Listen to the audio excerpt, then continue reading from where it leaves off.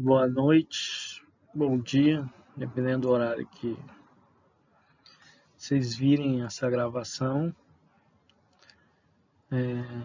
Vamos começar a fazer então a aula agora. Vou ter que usar esse método de gravação porque, tendo em vista o horário, né, e a aula que a gente tem que repor, então resolvi adotar esse método até pelo menos normalizar a questão das aulas estilo live, né? Então vai ter que ser gravado.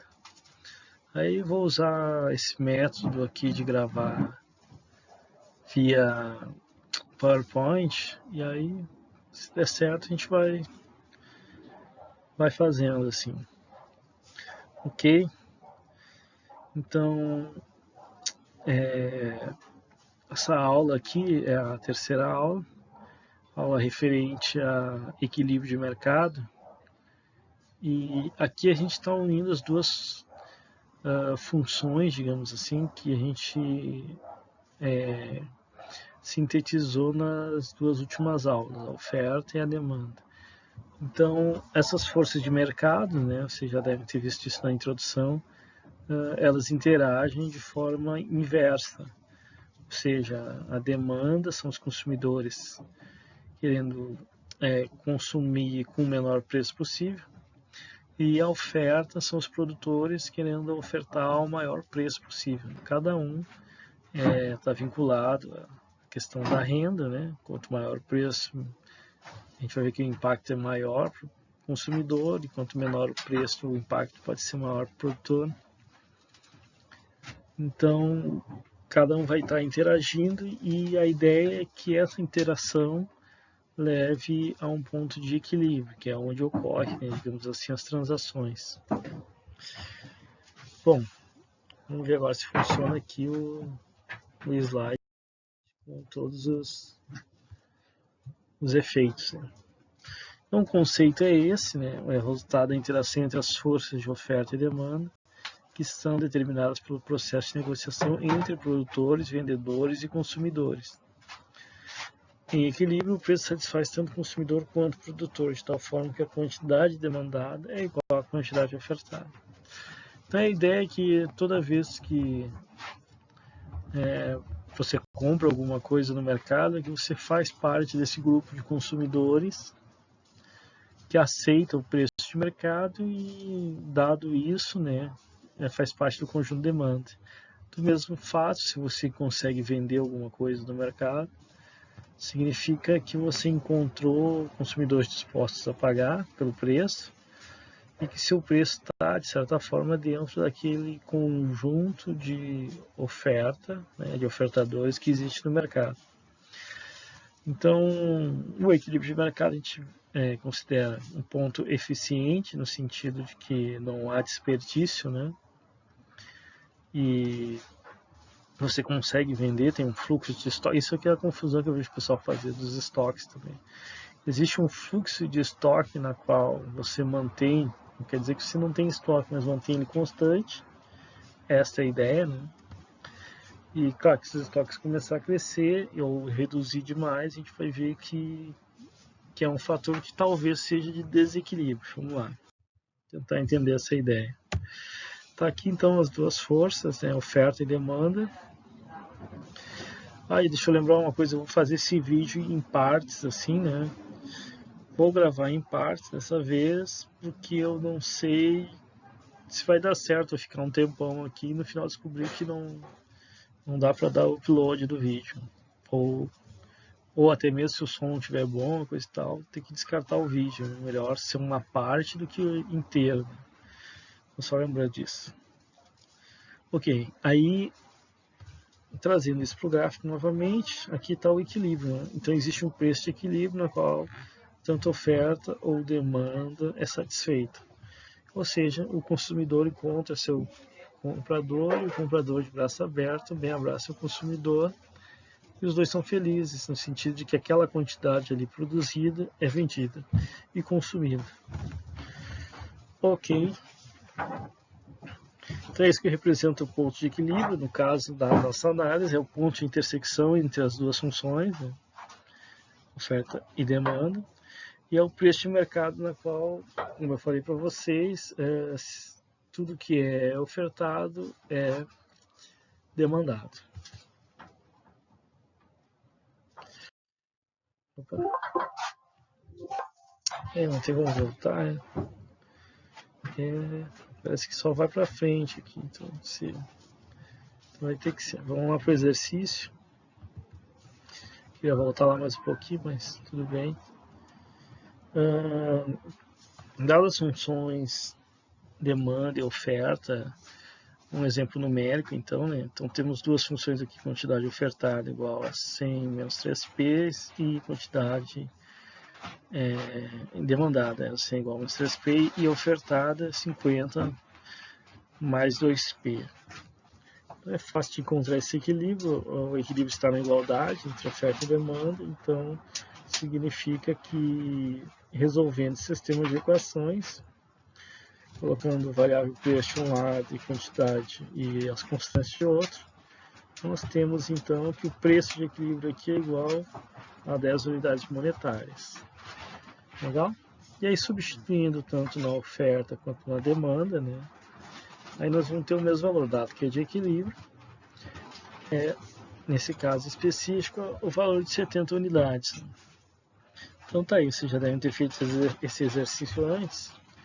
Então, a ideia de achar equilíbrio é relativamente simples, é bastante didático, né? E nos dá ideia, basicamente, de como ocorrem as forças de mercado.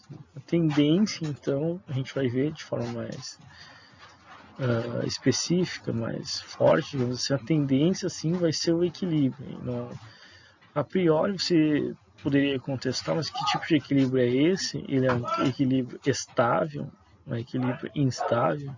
Estável, ou seja, ele se mantém nesse equilíbrio, é instável, esse equilíbrio não tem por que ele se manter, ou até mesmo tem forças que fazem com que eles não se mantenham. Será que é isso que acontece?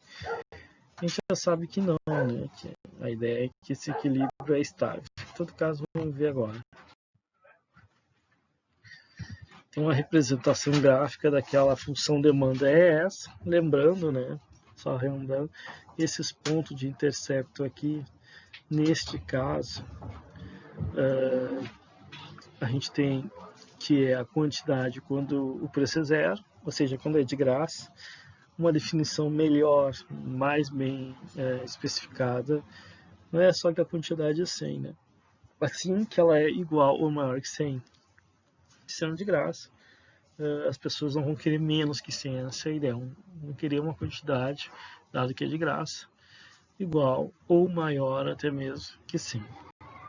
Essa é a ideia. A mesma coisa, ou de forma parecida, acontece no outro intercepto.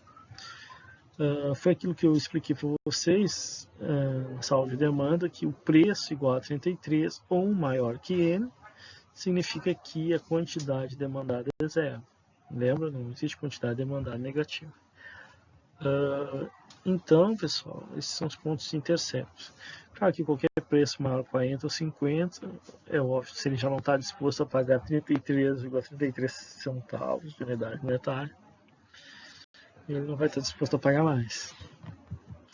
Só para lembrar. Bom, aqui tem uma novidade, que é o fato de que o 50, né, que é onde inicia a oferta, está no eixo da quantidade. Né?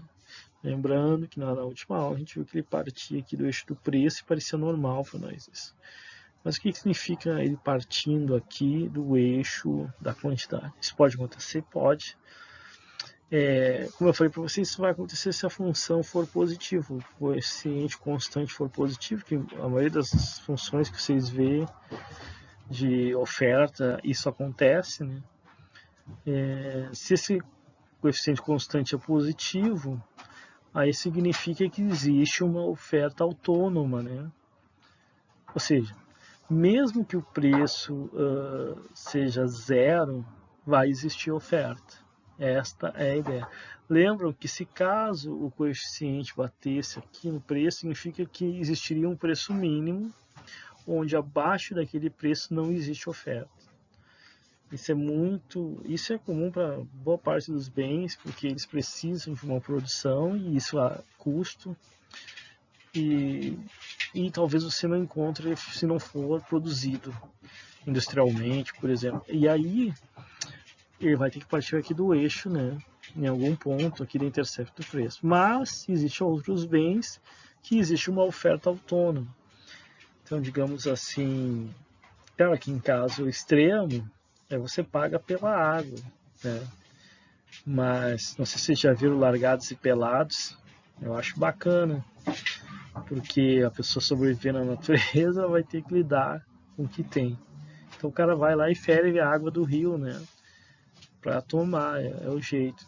Então, se você, caso não possa pagar a água, em último caso, vai ter lá no rio lá para você tomar, né?